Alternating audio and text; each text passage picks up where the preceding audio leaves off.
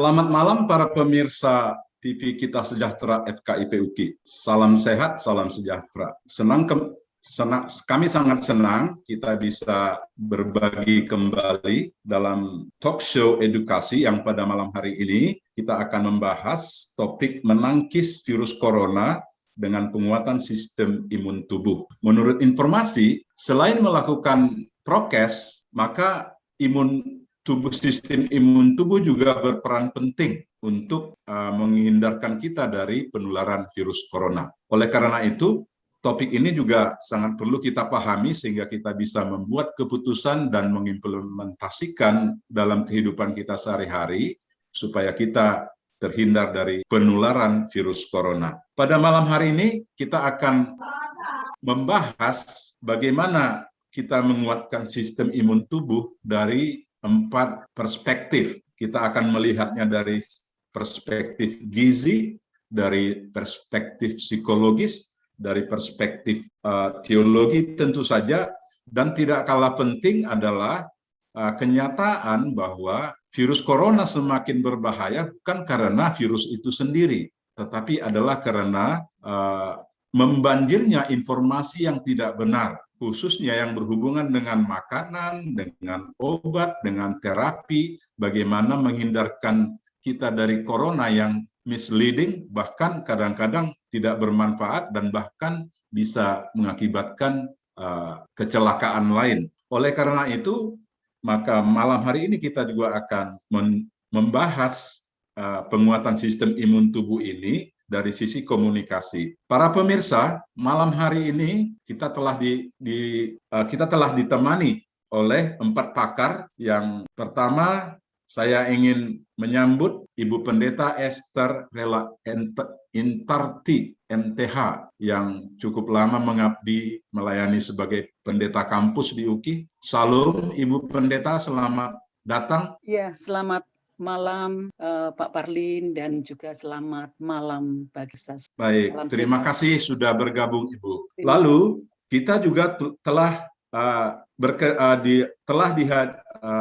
ditemani. Terima kasih untuk waktunya yang berharga sehingga bersedia memberikan waktu kepada TV Kita Sejahtera, Dr. Trini, ahli gizi dari FK UKI dan dari Rumah Sakit UKI. Selamat malam Bu Dokter. Ya, masih mute Ibu Dokter. Selamat malam Bapak Parlin, Bapak Ibu sekalian. Mohon izin saya tidak di rumah sakit tapi di FK UKI. Oh, di FK UKI. Ya, di bagian biokimia FK UKI. Baik, ahli gizi di biokimia FK UKI. Terima kasih untuk informasinya. Kita juga akan dicerahkan dari sisi psikologis mengenai sistem imun tubuh ini dari sisi psikologis oleh Ibu Evi Delviana, MPSI, dosen dari Bimbingan Konseling FKIP UKI. Selamat malam Bu Evi, selamat datang. Selamat malam Pak Parlin dan pemirsa TV Sejahtera FK. Terima kasih telah berkenan hadir Ibu. Dan yang terakhir, tapi juga bukan tidak penting, tapi sangat penting, ahli komunikasi dari Visipol UKI, Ibu Dr. Kontina Siahaan, MSI, yang akan mencerahkan kita tentang fake news, tentang hoax, dan bagaimana mencegah agar kita tidak jadi korban dari banjirnya misleading informasi tadi. Selamat malam, Ibu Dr. Kontina Siahaan. Selamat malam Pak Parlin, selamat malam semua Bapak Ibu, dan selamat malam semua pemirsa TV kita. Terima kasih Ibu sudah berkenan hadir. Baik, para pemirsa sekalian dan Bapak Ibu, untuk menghemat waktu, kita langsung saja mulai percakapan kita dengan para pakar malam ini. Saya ingin mulai dengan Dr. Trini, Ibu Trini. Mohon pencerahannya Ibu. Apa sih yang dimaksud dengan sistem imun tubuh? Lalu dari sisi gizi, apa yang harus kita lakukan? Apa yang harus kita konsumsi supaya sistem imun tubuh kita kuat sehingga pasukan pertahanan tubuh kita mampu melawan atau menangkis serangan pasukan virus corona. Silakan Ibu, Terima kasih Bapak Palin. Bapak Ibu sekalian, pasti semua sudah mendengar bagaimana kita harus meningkatkan sistem imun gitu ya Bapak ya. Kita semua sudah tahu bahwa tubuh kita ada sistem imun, sistem kekebalan tubuh bagaimana untuk melawan tadi yang dikatakan kita sedang perang ya Bapak Ibu. Dan itu adalah sebetulnya kerja bareng sel-sel kita, jaringan kita, organ kita di dalam tubuh. Harapannya itu kuat dan kita bisa melawan benda-benda asing yang masuk di tubuh kita. Ya, harapannya tentara kita, sistem imun kita, kekebalan kita bisa melawan apapun yang masuk, apakah itu virus, bakteri, dan yang lain. Nah, seperti tadi yang dikatakan, bagaimana kita bisa menangkal itu? Apabila sistem imun turun, nah itu dia, masuklah semuanya tadi. Kalau dihubungkan dengan bagaimana gizinya, baik Bapak Ibu sekalian, sebetulnya pada masa pandemi ini kita diharapkan untuk makan makanan yang bergizi dan cuci tangan gitu ya, kalau tidak salah setiap saat kita mendengar itu. Sebetulnya mari Bapak Ibu sekalian, saya ingin mengajak bersama-sama pada tahun 2014, sebetulnya sudah ada pedoman gizi seimbang. Ya, mohon Pak Taat kalau ada bisa ditampilkan gambarnya. Kayaknya tumpeng gitu ya. Jadi itu di selamat datang ya panduan gizi seimbang ini dari Kementerian Kesehatan Republik Indonesia sudah memberikan pedoman. Nah, slide selanjutnya. Nah, ini Ibu Bapak sekalian. Kalau ingat tumpeng, mari kita jaga kesehatan. Bukan nasinya ingat makanannya dulu, tapi ada ilustrasi yang diberikan dari Kementerian Kesehatan RI tahun 2014. Kalau kita lihat paling kiri atau paling kanan Bapak Ibu, itu kita sudah diminta untuk cuci tangan dari 2014. Cuci tangan berarti ya tidak hanya masalah pas COVID aja ada cuci tangan. Ternyata itu. Kemudian kalau kita perhatikan lagi bagaimana untuk meningkatkan imun kita, berolahraga. Ternyata bisa sepak bola maupun jalan-jalan atau senam gitu, olahraga atau nyapu gitu ya. Nah, pada situasi ini ya harapannya kita harus seimbang. Jangan sampai wah kalau di rumah terus jadi senamnya harusnya 1 1 3 3 6 6 9 9 10. Jadinya malah gendut. Jadi ini dah dibatasi. Dan diingatkan, mari jaga berat badannya untuk tidak naik. Pada paling bawah, Bapak Ibu lihat nasi. Nah, itu untuk kekuatan kita. Tidak mesti nasi, tapi apapun yang karbohidrat kita bisa untuk meningkatkan energi kita. Jadi kalau nasinya pas habis nih, adanya singkong rebus. Nah, itu karbohidrat. Di sini sudah ada dari pedoman gizi seimbang dari Kementerian Kesehatan RI 2014 ini berapa porsinya yang disarankan ya, jangan lebih nanti tambah berat badannya gitu ya. Kemudian di atasnya Bapak Ibu sekalian ada sayur-sayuran, berapa porsi lagi? 3 sampai 4 porsi. Buah-buahannya 2 sampai 3 porsi. Disesuaikan dengan kita seimbang. Kenapa kok banyak sekali warna banyak sekali jenisnya ya? Iya Bapak Ibu. Jenisnya macam-macam, warnanya macam-macam, diharapkan banyak vitamin dan mineral yang membantu menguatkan kekebalan tubuh kita. Kemudian berapa lagi yang diizinkan kita proteinnya? Di atasnya lagi Bu Bapak lihat, ada ikan, ada susu, berapa porsi. Nah, tidak lupa di sampingnya minum air putih 8 gelas. Ya, dihitung berapa tadi aku belum minum ya gitu ya.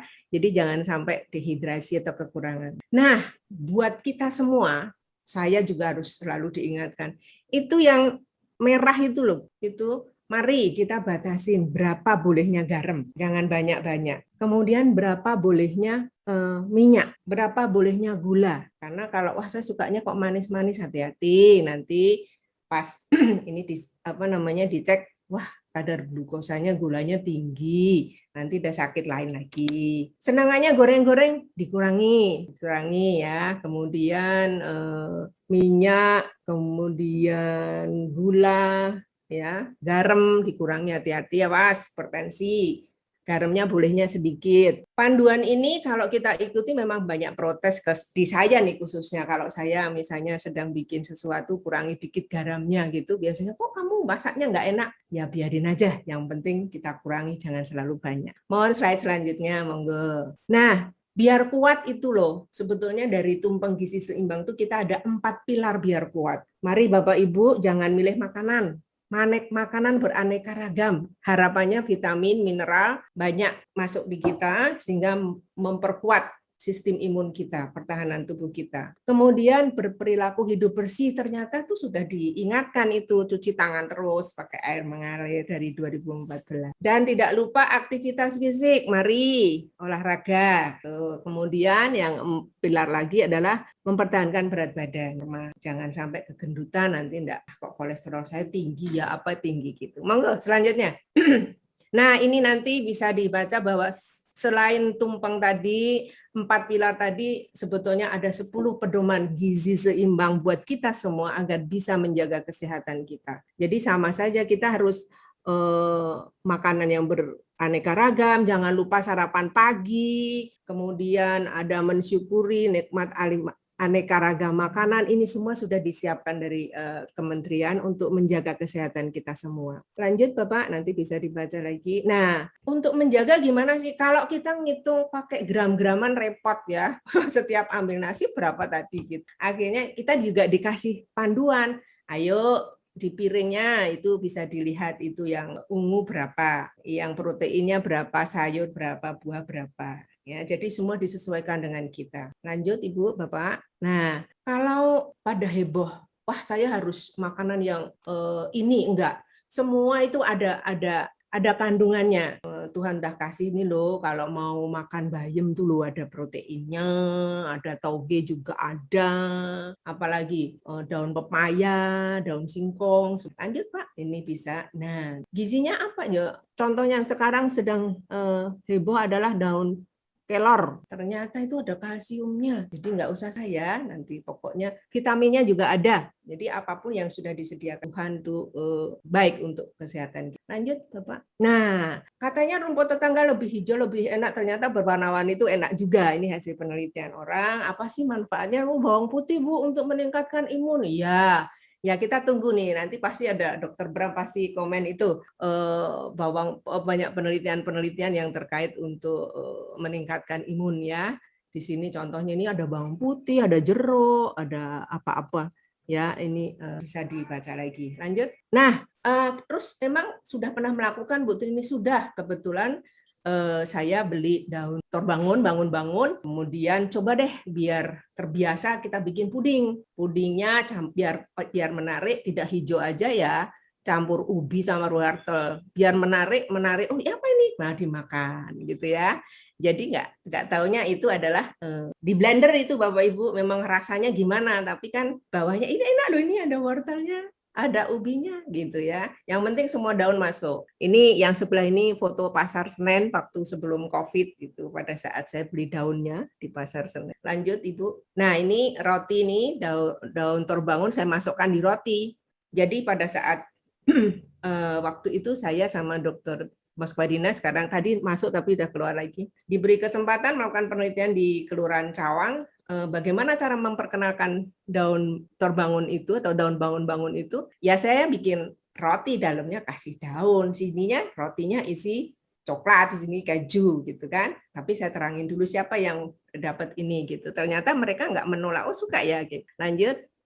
Nah, lain hari saya bawa apa? Nogosari, tapi saya kasih daun bangun-bangun juga gitu. Emang airnya diapain Bu? Airnya kalau udah dingin ya saya haus, saya minum aja gitu ya. Jadi mau daunnya, mau rebusannya, semua saya ikut konsumsi. Lanjut Ibu Bapak. Nah, kayak lain hari saya ketemu ibu-ibu lagi ya, saya bikinkan cake daun torbangun. Ya saya sudah minta izin, ini gulanya dikurangi ya, karena ibu-ibunya yang diteliti itu kolesterolnya tinggi. Jadi sebelum dilakukan penelitian, ibu-ibunya dicek dulu darahnya, sudah diizinkan oleh Puskesmas Kelurahan Cawang waktu itu. Jadi yang mendampingi saya dan Dr. Moswadina dari Puskesmas Kelurahan Cawang. Lanjut Bapak Ibu.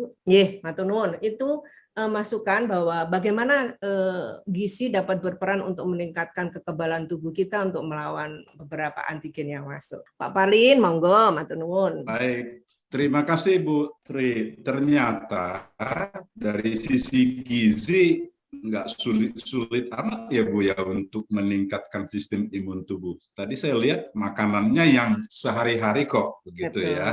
Betul. Tapi perlu variasi kelihatannya. Betul. Bahkan supaya menarik bisa tadi daun bangun-bangun dalam berbagai bentuk makanan tuh sangat bagus. Terima kasih Bu Putri.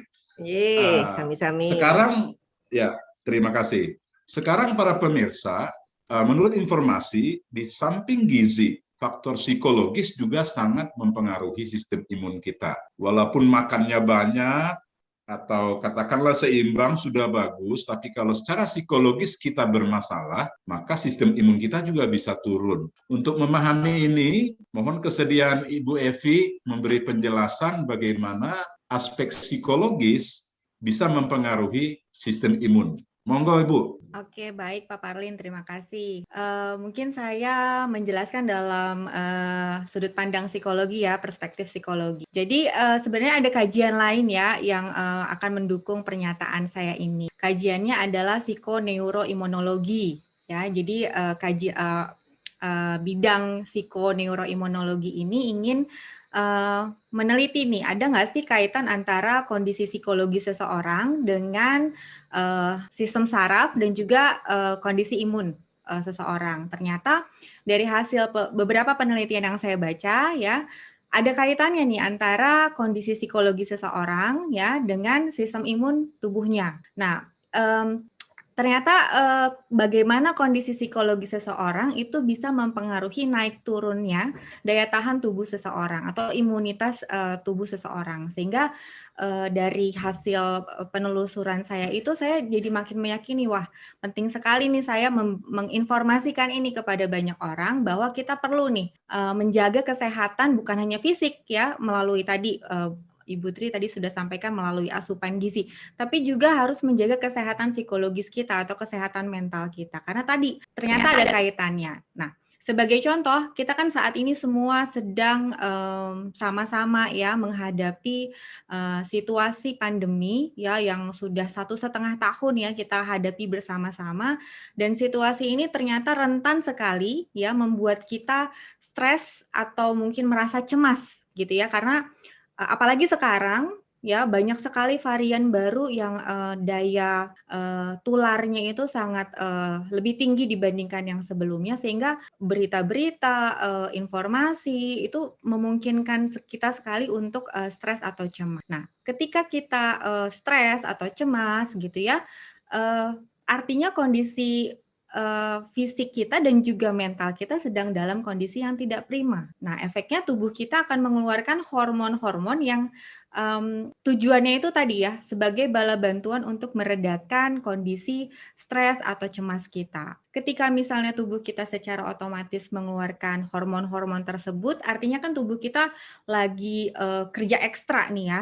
Bayangkan kalau kita tidak bisa mengelola stres atau rasa cemas kita. Itu berlangsung dalam waktu yang jangka panjang ya. Artinya tubuh kita kerja kerasnya tuh lama sekali dan memungkinkan sekali tubuh kita sampai pada titik lelah. Nah, ketika kelelahan, disitulah imunitas tubuh kita turun, ya. Tadi Ibu Trini sudah sampaikan, celah untuk virus, bakteri masuk ke dalam tubuh kita menjadi lebih besar, ya, potensinya jadi lebih besar. Makanya kenapa Bapak dan Ibu sekalian, kita perlu sekali nih memperhatikan bagaimana kondisi dan kesehatan psikis atau kesehatan mental kita. Karena kalau tadi kelelahan ya, imunitas tubuh kita lemah dan peluang untuk bakteri dan virus menjadi lebih besar, ya. Sehingga penting sekali kita punya kemampuan untuk mengelola diri. Dalam hal ini adalah mengelola stres atau mengelola rasa cemas, ya, sehingga kondisi psikologis kita maupun imunitas tubuh kita itu tetap dalam kondisi. Itu pandangan saya, Pak Parlin, dari perspektif psikologis. Baik Ibu, terima kasih. Jadi ternyata kondisi psikologis kita itu sangat mempengaruhi produksi hormon-hormon yang akan mempengaruhi imunitas, begitu ya Bu ya? Iya, Nah, kalau kita cemas, maka itu akan merugikan sistem pertahanan tubuh tadi, begitu ya, Bu ya? betul Ya, Pak. Ada hormon baik. kortisol yang menurut penelitian tersebut justru itu akan melemahkan ya, salah satu faktor yang melemahkan imunitas tubuh, begitu. Jadi kecemasan akan memproduksi hormon yang justru membuat sistem imun kita lemah, begitu. Betul. Baik, tips bagaimana supaya yang diproduksi adalah hormon-hormon yang memperkuat, barangkali nanti kita lanjutkan di sesi 2. Baik, Pak. Sekarang saya ingin pindah ke Ibu Pendeta. Amsal mengatakan hati yang gembira adalah obat. Nah, dari sisi teologis, bagaimana ini, Bu? Kita harus memandang penguatan sistem ini dari sisi teologis, sistem imun ini. Karena Amsal mengatakan hati yang gembira adalah obat. Kalau penjabaran lebih lanjut tentu Ibu Pendeta yang kompeten. Silakan, Bu Pendeta Esther. Iya, terima kasih Pak Parlin. Tentunya Bapak Ibu semua, kalau kita mendengar hati yang gembira adalah obat, biasanya langsung berhenti di situ. Kata-kata firman Tuhan ini dari Amsal 17 ayat 22. Hati yang gembira adalah obat yang manjur. Ini yang biasanya kita langsung berhenti dan biasanya kita langsung berikan kepada saudara-saudara kita yang lain. Namun sebenarnya kalau kita boleh membaca firman Tuhan ini, kalau di pasal 22 ini akan sangat lengkap kalau diteruskan. Jadi tidak di 22a, tapi semuanya. Hati yang gembira adalah obat yang manjur, tetapi semangat yang patah mengeringkan tulang. Jadi di sini sangat luar biasa firman Tuhan ini. Salomo diberikan hikmat oleh Tuhan di dalam memberikan satu pencerahan, penguatan pada umat saat itu. Dan ini berlaku bagi kita semua, bahwa selain persuasif untuk kita tetap dalam kondisi gembira, sebaliknya juga diberikan satu pengeringatan di 22b tadi, bahwa semangat yang patah itu mengeringkan tulang. Jadi sangat lengkap. Tidak hanya memberikan nasihat saja, tetapi juga mengingatkan bahayanya kalau tidak ada hati yang gembira. Kenapa hati yang gembira ini menjadi sebuah sesuatu yang harus kita pegang di dalam kehidupan sehari-hari. Gembira itu biasanya di dalam masyarakat itu karena biasa menerima sesuatu, kita gembira. Tetapi sebaliknya, kalau tidak menerima sesuatu biasanya sedih. Apalagi kalau kita mengalami sesuatu yang kita inginkan tidak kita dapatkan, kecewa dan sebagainya. Sehingga stimulus atau rangsangan dari luar yang membuat kita tidak gembira itu banyak. Bagaimana yang diharapkan seperti yang dikatakan oleh Salomo tadi, gembira ini tidak situasional. Jadi tidak terpaku kepada sesuatu yang diberikan yang membuat kita gembira. Tetapi dalam setiap saat kita memang harus konsisten untuk tetap gembira. Sehingga sebenarnya gembira itu adalah suatu suasana, perasaan suka, perasaan bahagia, perasaan bangga, perasaan tenang, dan kedamaian di dalam kehidupan seseorang. Sebaliknya, ayat 22b tadi, semangat yang patah mengeringkan tulang. Jadi kalau seseorang tidak mempunyai semangat, itu mengeringkan tulang. Tulang yang kering itu tidak mampu untuk mengangkat atau menopang tubuh kita. Arti, kalau dalam situasi pandemi seperti ini, firman Tuhan ini memang tepat, Pak Parlin. Kalau Pak Parlin memberikan satu ayat yang membuat kita harus gembira. Ini bukan slogan biasa. Karena apa? Di dalam menghadapi situasi ini, kalau kita nanti dikaitkan dengan satu berita-berita yang hoax, yang nanti akan dijelaskan mungkin dari sisi komunikasi, itu akan membuat memang kita merasakan satu khawatir, sedih, takut, apalagi saat ini di mana-mana ambulan tiap saat, di masjid innalillahi terus-menerus dikumandangkan karena berita kematian, dan banyak sekali berita-berita yang membuat kita, ini apa sih maksud Tuhan terhadap situasi pandemi ini? Ini yang harus kita cermati di dalam hal ini, bahwa tetap kita harus gembira, maksudnya di dalam kegembiraan ini karena kita memegang sesuatu. Secara iman kita karena memegang sesuatu, bukan karena gembira kita diberikan sebuah barang dan sebagainya, materi dan sebagainya, tapi diberikan pengharapan oleh ada Tuhan bersama dengan kita. Mungkin Selanjutnya kita akan berbicara mengenai tips bagaimana kita memegang satu pengharapan itu di dalam Tuhan. Kalau Bu Evi tadi itu sesi berikut tipsnya. Ya. Ibu Pendeta, nanti ya. sesi berikut ya. Ya, makanya saya penggal dulu. Kalau Bu Evi tadi memberikan satu manajemen konflik bagi kita. Baik. Kita dalam hal ini juga manajemen rohani bagi kita. Bagaimana kita mengatasi. Lanjut. Hati yang gembira di underline tidak situasional, tapi harus tetap melekat dalam situasi apapun. Baik, Bu Pendeta. Jadi kita sadari kita punya Tuhan yang lebih kuat dari pandemi itu sendiri, makanya gembira itu tidak temporer, tapi memang senantiasa begitu. Betul. Kita punya Tuhan. Karena kalau nggak gembira, semangatnya patah. Jadi mengamini aspek psikologis tadi juga, dan juga membenarkan bahwa kita harus berusaha juga, harus semangat, juga harus makan yang bergizi, harus olahraga, menurut Ibu Trini tadi. Makasih Bu Pendeta. Nah, kita sekarang beralih ke hal yang tidak kalah luar biasanya. Saya melihat bahaya pandemi ini bukan semata-mata karena diakibatkan oleh virus itu sendiri, tetapi juga informasi yang salah atau kadang-kadang disebut hoax atau misleading information yang beredar sangat luar biasa membanjiri kita sekarang melalui media sosial khususnya. Menurut informasi, lebih dari 50% orang sekarang memperoleh berita dari media sosial. Nah, media sosial ini menjadi saluran yang luar biasa terhadap hoax tadi. Saya ingat Ibu Kontina punya tetangga yang bermasalah sekitar 6 bulan lalu, kalau saya tidak salah, bermasalah kerongkongannya karena dia beberapa kali menghirup uap air panas yang dijerang di atas kompor, lalu dia hirup. Katanya dia melihat itu ada di share video yang dilakukan oleh seorang pengacara kondang di Indonesia. Ternyata malah menjadi masalah, dia masuk rumah sakit bukan karena COVID, tapi iritasi di kerongkongannya. Saya juga pernah baca ada yang mengatakan bawang putih adalah obat COVID. Jadi ada di India ibu-ibu yang makan beberapa kilo beberapa hari, malah jadi sakit, bukan karena COVID. Jadi ternyata bahaya misinformasi, bahaya hoax ini luar biasa. Sekarang mohon pencerahan dari Bu Kontina. Sebenarnya hoax itu dikaitkan dengan COVID, apa sih yang dimaksud dengan hoax? Lalu kenapa dia begitu marak? Lalu kenapa orang gampang percaya? Begitu Bu Kontina. Silakan Bu Kontina. Baik, terima kasih Pak Parlin.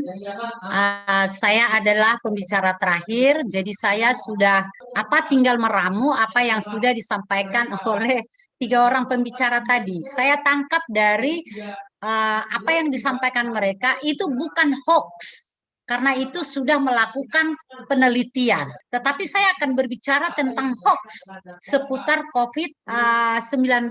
Nah, ada 3 tadi hal yang harus saya sampaikan. Mudah-mudahan saya menyampaikannya dengan waktu yang tidak terlalu lama dengan yang sudah ditentukan panitia. Yang pertama itu adalah pengertian tentang hoax. Mungkin kita sudah biasa mendengar. Apa itu hoax? Berita hoax. Setiap hari kita mungkin didera oleh berita-berita hoax. Tetapi apakah kita tahu bahwa sebenarnya hoax itu adalah berita bohong, berita yang tidak benar, tetapi dibuat seolah-olah itu adalah berita yang benar. Nah, hoax itu dalam satu kata yang digunakan itu untuk menunjukkan pemberitaan palsu. Bagaimana dia berusaha untuk mampu mengakali pembaca atau pendengar untuk mempercayai sesuatu. Nah, sekarang lagi marak COVID. Nah, bagaimana dia menyebarkan hoax ini tentang COVID? Nah, coba kita lihat ya. Selama ini hoax yang beredar itu sebenarnya ada 4 macam yang suka muncul hoax. Yang pertama itu tentang mitos, yaitu hal-hal yang dulu yang dianggap tidak benar tapi terus dikemukakan sehingga itu seolah-olah benar. Lalu ada juga glorifikasi, yaitu melebih-lebihkan sesuatu ya yang sangat bagus, yang sangat sempurna, yang tidak ada duanya ya seperti itu. Lalu ada juga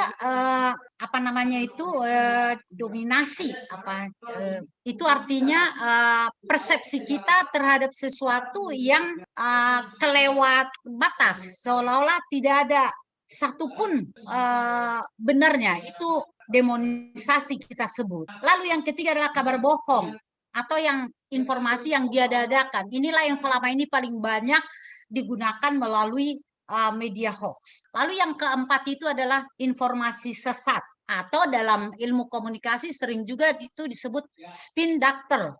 Itu memelintir komunikasi. Nah, kalau kita lihat mengapa hoax itu seputar COVID-19 begitu merajalela. Nah, ada beberapa alasan. Yang pertama, kita tahu bahwa hoax itu adalah disebarkan melalui media sosial, mau Facebook, WhatsApp, Twitter, Instagram, dan lain-lain. Nah, coba kita lihat hasil penelitian pengguna media digital itu melebihi jumlah dari penduduk kita. Misalnya, pengguna internet itu sampai 175 juta lebih. Pengguna medsos, media sosial itu 160 juta lebih. Lalu pengguna mobile phone, ya, telepon seluler itu 382 juta. Kebayang nggak? Sedangkan penduduk kita aja itu cuma 272 juta lebih. Jadi satu orang memiliki media sosial itu lebih dari satu. Nah, COVID ini merupakan berita yang seksi untuk diinformasikan. Karena apa? Ini menyangkut kepentingan orang banyak dan memang lagi booming ya. Sehingga pengguna pemilik media sosial itu tidak lagi hanya mencari informasi tentang COVID-19, tetapi ikut menciptakan konten-konten media yang negatif. Nah, konten yang negatif itulah yang kita sebut dengan hoax. Ini tanpa memperhatikan etika bermedia sosial. Jadi misalnya tadi ada dibilang Pak Parlin bahwa ada banyak informasi tentang obat dari virus COVID-19. Tapi saya dengar tadi dari Ibu Dr. Trini, nggak ada tuh menyebutkan dari hasil yang 10 yang banyak itu. Mungkin belum termasuk di situ. Tetapi betul ada yang bilang, wah ngapain ke dokter, sudah pakai aja ini. Bawang putih, pakai jambu merah saja, pakai macam-macam itu ya. Nah ini yang mungkin belum uji klinis kata kedokteran, belum terbukti hasil penelitian, tetapi membuat orang panik, membuat orang ketakutan, sehingga kalau kita lihat di pasaran, itu semua habis. Kalau dibilang vitamin A yang ini itu habis diserbu. Kalau dibilang kelapa hijau itu bisa mengobati itu diserbu habis. Itulah karena orang langsung mempercayai hoax itu. Yang berikutnya adalah kurangnya edukasi dan literasi digital masyarakat kita.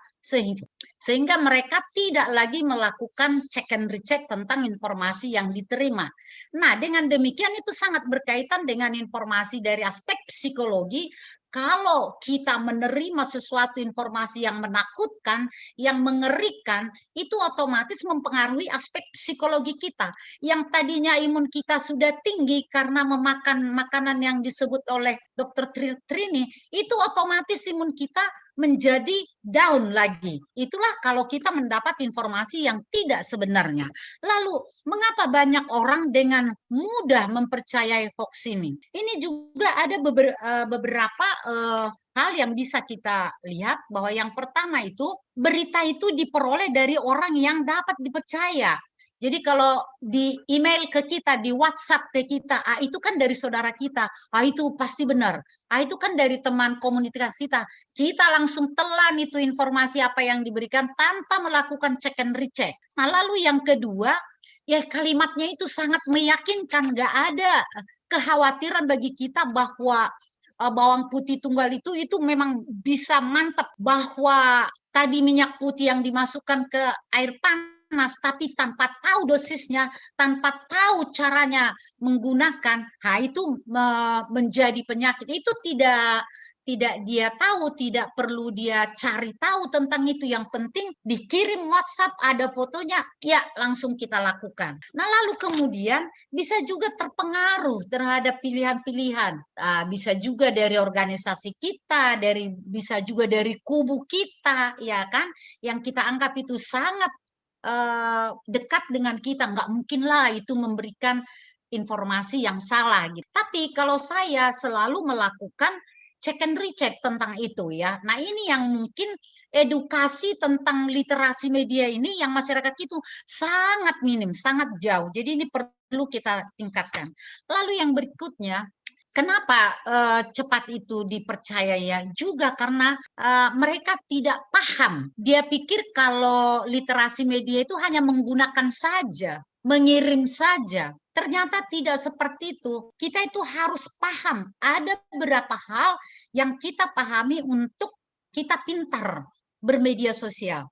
Bagaimana cara mengakses? Bagaimana menyeleksi semua informasi-informasi itu? Apakah itu semua kita telan? Lalu memang apakah kita paham betul tentang informasi yang kita terima? Lalu kita juga harus bisa menganalisisnya. Kemudian tidak cukup juga hanya menganalisis, kita harus memverifikasi. Kita harus melakukan verifikasi.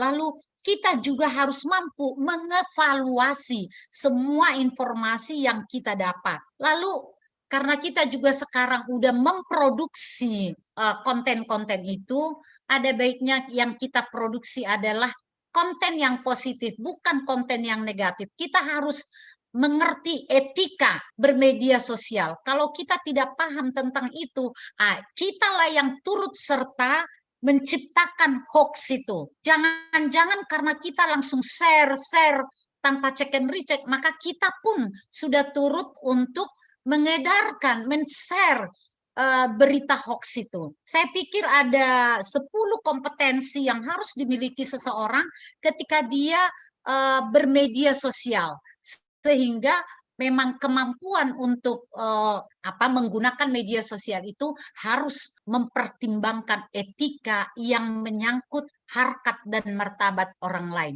Saya pikir itu yang bisa saya sampaikan untuk pertanyaan yang diajukan tadi. Terima kasih Pak Parlin. Masih mute. Terima kasih Bu Kontina. Ya, satu hal lagi Bu, kenapa ya orang suka menyebar-jebarkan? Mungkin yang tidak paham, ya dia ingin membutuh informasi tentang ini, memang dia nggak cek. Tapi barangkali ada yang sengaja menciptakan mungkin untuk supaya banyak visitor lah ke website dia atau apa gimana gitu. Ada nggak yang indikasi itu, Ibu Kontina? Ada ya? Ada Pak, banyak. Sekarang kan pengguna media sosial itu kan kebanyakan anak-anak muda ya Pak ya. Jadi mereka ingin mencapai tujuannya. Tujuannya itu apa? Apakah membuat orang bingung? Apakah membuat orang ketakutan? Apakah membuat orang ketergantungan? Nah, itu tujuan mereka. Jadi mereka itu dengan sengaja. Nah, ini yang perlu kita batasi ya. Dia dengan sengaja membuat konten-konten negatif dengan tujuan tertentu. Itu tadi, apalagi dalam masa COVID-19 ini, bagaimana supaya Indonesia ini tambah runyam. Bagaimana supaya nggak usah pergi ke sekolah, nggak usah pergi ini. Oh, ada itu Pak. Karena tujuannya itu jelek. Tujuannya itu supaya orang semuanya takutlah, nggak usah percayalah kepada pemerintah. Karena kan orang sekarang udah jarang nonton TV kan Pak. Jadi informasi itu lebih banyak dia peroleh dari media sosial yang hanya di tangan semuanya bisa dia dapat. Ada itu Pak. Betul. Justru banyak. Wah. Banyak. Luar biasa. Baik, nanti di pertanyaan berikutnya mungkin Ibu nanti bisa beri tips apa sih yang harus dilakukan supaya kita tidak langsung percaya kepada berita-berita yang menyesatkan, yang berita bohong itu. Baik, para pemirsa, saya sengaja memberi waktu yang agak panjang kepada masing-masing narasumber supaya kita bisa langsung memahami bagaimana tentang penguatan sistem imun tubuh dari sisi gizi, psikologis, teologis, dan juga bagaimana apa yang dimaksud dengan hoax dan bagaimana fenomenanya saat ini. Untuk sesi yang berikut, kita akan mencoba melihat dari sisi what next. apa yang harus kita lakukan. Tadi Bu Trini sudah memaparkan melalui tayangannya bahwa makanan yang bisa meningkatkan sistem imun tubuh kita itu, saya lihat tadi tidak harus yang mahal-mahal ya Bu ya. Ternyata yang sehari-hari kita temui ada, tapi memang perlu variasi. Lalu tadi dikaitkan dengan olahraga. Saya agak ada pertanyaan Bu Trini. Punya kenalan beberapa tukang yang pokoknya banyak bekerja secara fisik, makanya juga hebat gitu. Mereka ini kelihatannya kok nggak pernah flu, nggak ada, soal tidak terpengaruh dengan pandemi ini. Ada hubungannya dengan makanan mereka dan aktivitas fisiknya nggak, Bu? Silakan Bu, apa yang harus dilakukan? Lalu ada pertanyaan tambahan tadi. Silakan Bu Trini. Baik, terima kasih Pak Palin, Bapak Ibu sekalian. Tadi kita sudah bersama-sama melihat anjuran dari Kementerian tahun 2014 ya Pak ya. Selain bersih dan makanan yang beraneka ragam, sayuran dan buah juga beraneka ragam, tidak milih-milih. Harapannya semua vitamin dan mineral dapat kita konsumsi. Nah, tidak perlu mahal, karena tadi ada slide yang bayam pun ada komposisinya vitamin dan mineral, daun kelor, daun bangun-bangun yang kami teliti pun juga sangat luar biasa. Kalau tidak salah, pasti benar nih ya, bahwa daun bangun-bangun sudah banyak dibikin sop ya untuk saudara-saudara kita yang di Sumatera sana pada saat melahirkan kita. Nah, itu menu wajib Bu, menu wajib, ya. Nah, luar biasa daun itu sangat-sangat bermanfaat karena selain meningkatkan ASI, ternyata daun itu pinter juga Pak, dikonsumsi yang tidak untuk ASI pun juga bermanfaat. Contohnya yang penelitian di belakang itu pada ibu-ibu lansia hiperkolesterol itu bisa turun kolesterolnya. Tapi ya itu makanannya waktu penelitian kan dibentuk kapsul. Tapi kalau kita konsumsi sehari-hari harus bergantian Pak, karena komposisinya bermanfaat. Murah meriah, nggak ada daun bangun-bangun, daun bayam, daun kangkung, semua tadi komposisinya udah komplit. Jadi apapun yang ada di rumah diolah, tapi kurangi garam ya, jangan banyak-banyak gitu. Dan yang jelas pada kesempatan ini saya secara khusus mengingatkan Bapak Ibu jangan lupa sarapan. Itu ya, dengan sarapan kuat dulu sehingga tadi yang kuman-kuman mau datang itu kita bisa lawan dulu, baru siangnya kita menambahkan asupan lagi. Yang bergizi tidak perlu mahal.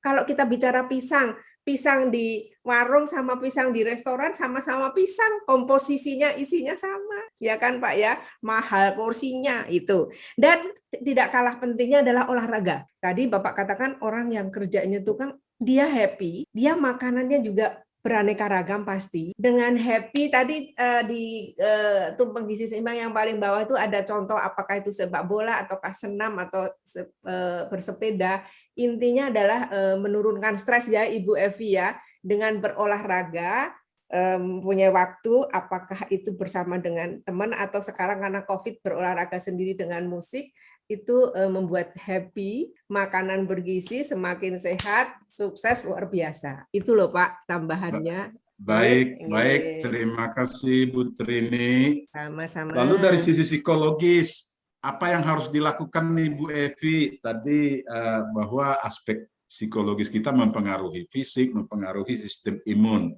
Nah, supaya imun kita tetap tinggi, mohon tipsnya Ibu. Silakan. Oke, baik Pak Parlin.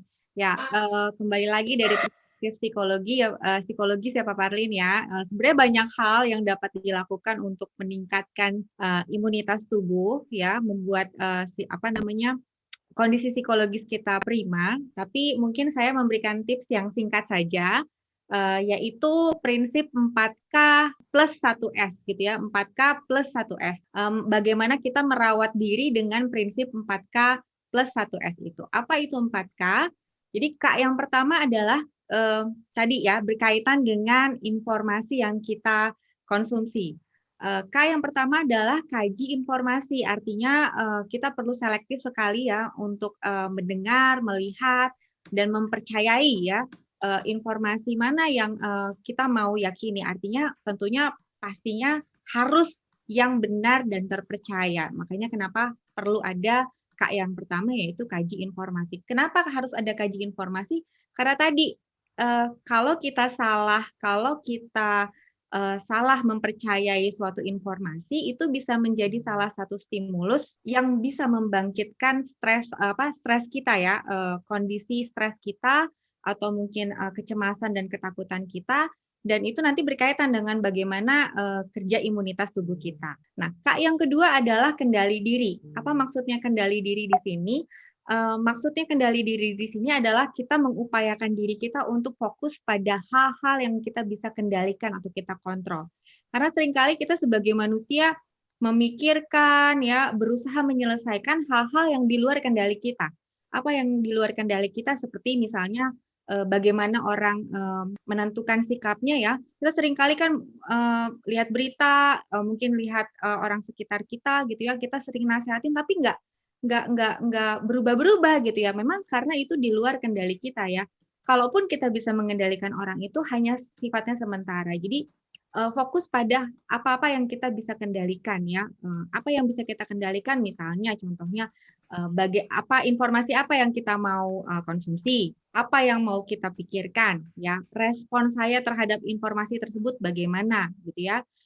Mengelola waktu saya sendiri. Nah, itu kan hal-hal yang bisa kita kendalikan. Jadi fokus pada kendali diri atau hal-hal yang kita bisa kendalikan ya. Di luar itu seringkali justru malah mencetuskan gitu ya diri kita untuk merasa stres dan cemas. Yang ketiga adalah kembangkan sumber daya pribadi. Bapak dan Ibu sekalian, Tuhan menciptakan kita tuh sangat komplit ya, lengkap, tidak kurang suatu apapun. Termasuk di dalamnya kita punya potensi. Jadi banyak sekali potensi yang sebenarnya kita bisa gali ketika kita berada di rumah saja ya, karena memang situasi sekarang tidak memungkinkan kita untuk sering dan berlama-lama di luar rumah. Jadi ketika di rumah, mungkin bisa dikembangkan lagi potensi lama yang sudah terpendam ya, melalui hobi yang sudah lama tidak pernah dilakukan karena kesibukan ya.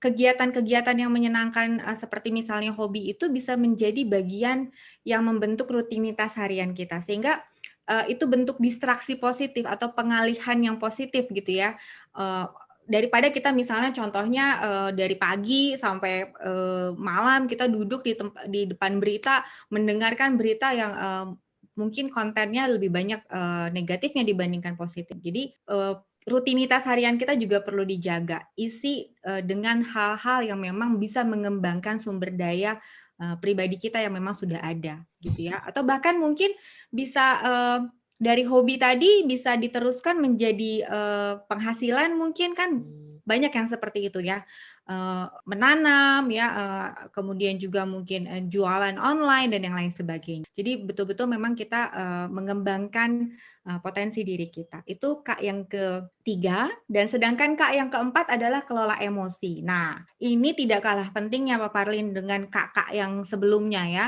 Karena berdasarkan hasil survei juga nih ya, selama pandemi ini banyak sekali nih kasus-kasus kekerasan di rumah tangga, kemudian perceraian, ya, pertengkaran dan konflik di dalam anggota keluarga. Kenapa? Karena tadi ya, kita mungkin terbiasa sebelum pandemi kita bisa punya ruang-ruang waktu pribadi gitu ya. Tapi ketika pandemi ini kita dipaksa untuk dalam satu ruang yang sama, rumah ya, dalam waktu yang lama, sehingga ruang pribadi kita tampak menyempit ya, sehingga kita mungkin merasa terhimpit gitu ya, sehingga itu mungkin saja mencetus emosi-emosi negatif seperti misalnya bosan, marah, kesal, dan emosi kita menjadi lebih mudah untuk terprovokasi tanda kutip. Sehingga kita perlu nih ya belajar untuk mengelola emosi pribadi. Caranya bagaimana? Bisa dengan melakukan self-care. Apa itu self-care? Self-care sebenarnya adalah upaya kita untuk memperhatikan dan merawat diri ya, bukan hanya fisik tapi juga psikis. Nah, tujuannya supaya kita memberikan nutrisi. Nah, nutrisi bukan hanya makanan saya tapi juga bagi kesehatan mental kita. Nutrisinya tuh harus yang positif, yang sehat untuk psikologis kita. Seperti apa misalnya? Seringkali dengan emosi negatif yang membuncah, yang banyak ini ya di situasi pandemi ini, kita seringkali jadi terpicu ya, emosi negatif jadi muncul, sehingga mungkin kita lupa untuk mengendalikannya. Misalnya kita bisa mulai belajar mengendalikannya dengan cara yang sederhana. Seperti apa?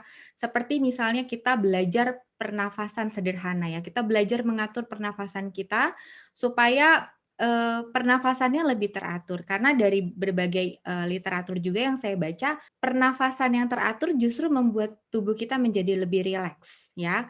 Nah, ketika tubuh kita rileks ya tadi ya, yang hormon yang muncul itu bukan hormon stres yang tadinya yang akhirnya jadi bisa menurunkan imunitas, tapi hormon yang memang buat kita rileks ya, buat kita happy gitu ya.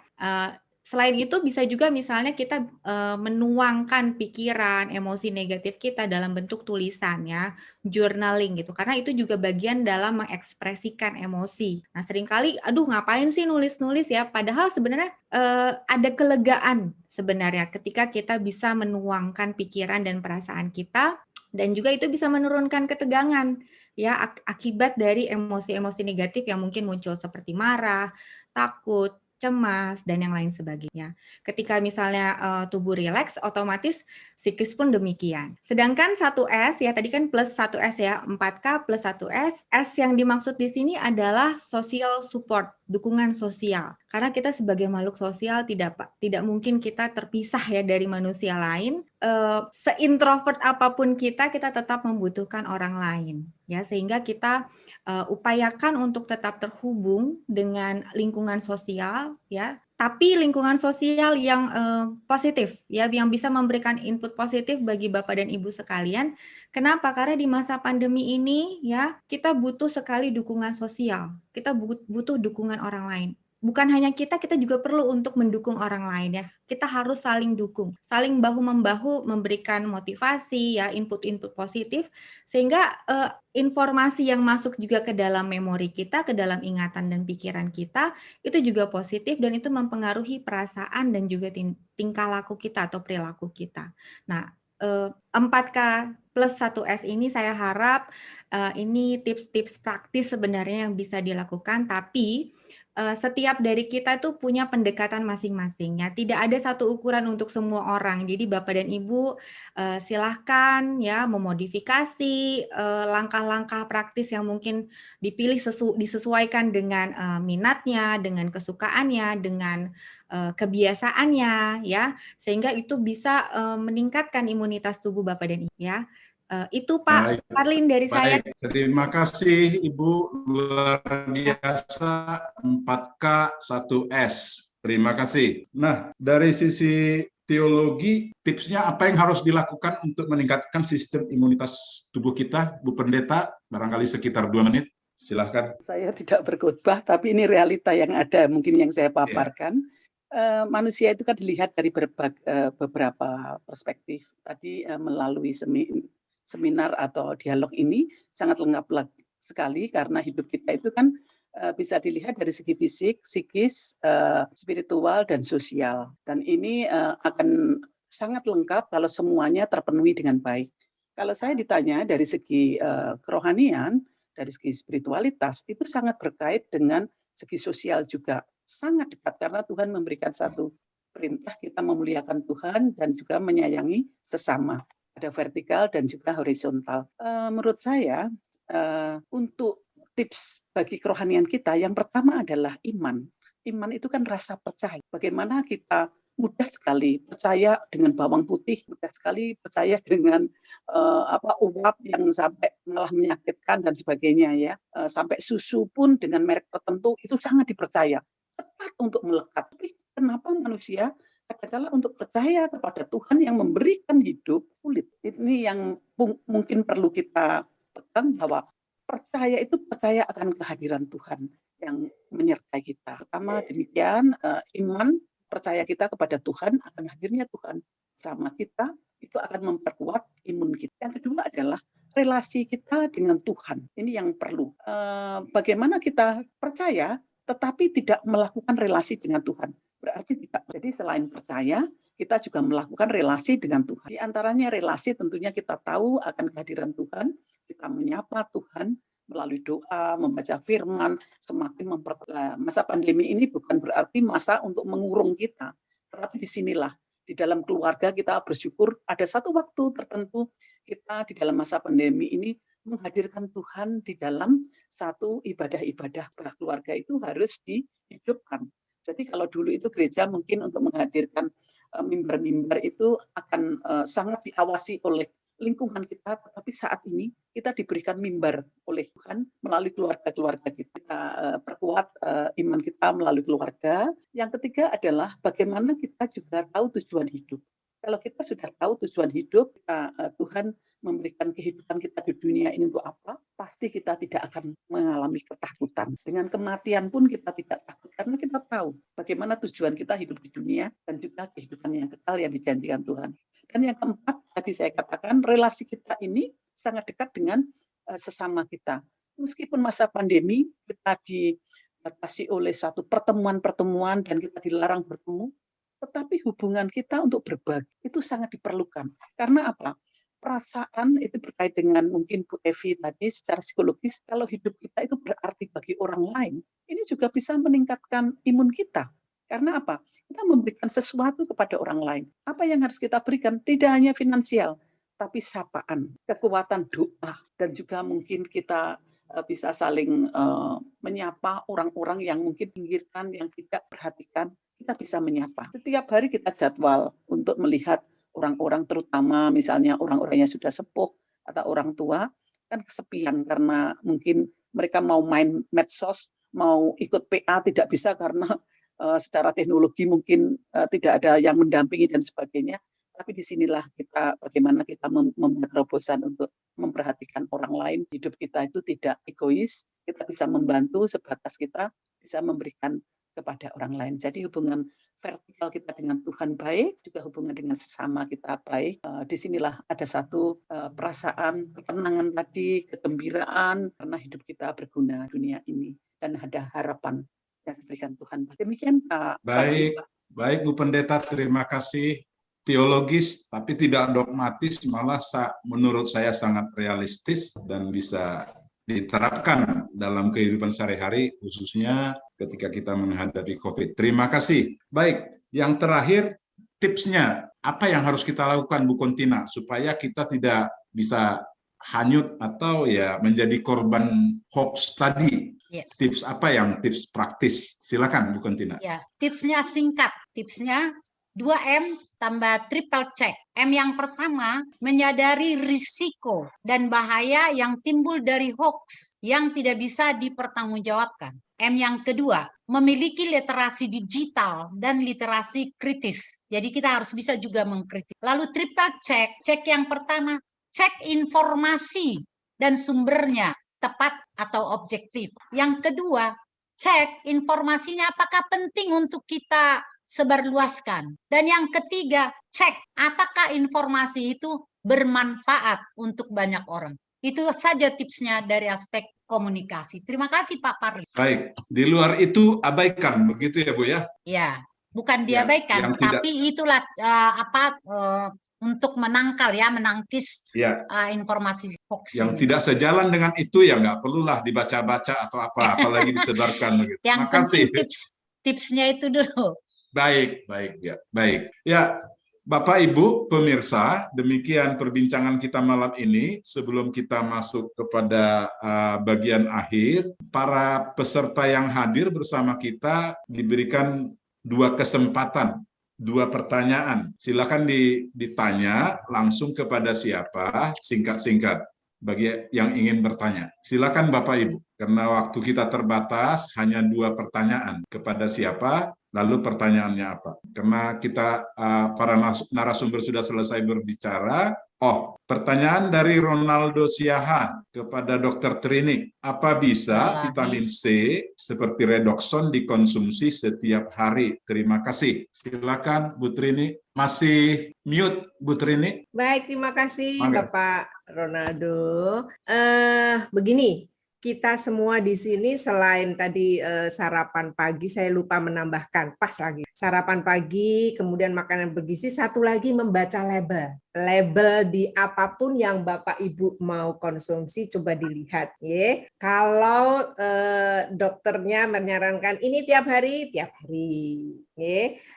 Ini cukup separuh, 3 sendok, 3 sendok, jangan kurang dan jangan lebih. Nah, redoxon itu di situ ada instruksinya ya pada saat kondisi kita kurang enak, 1 hari berapa dilarutkannya. Padahal vitamin C itu kalau kita sehat sudah kita dapatkan dari tempat-tempat lain. Tetapi Bapak Ronaldo, vitamin B sama vitamin C itu kalau dikonsumsi lebih itu akan larut air keluar lewat pipis kita, urin kita.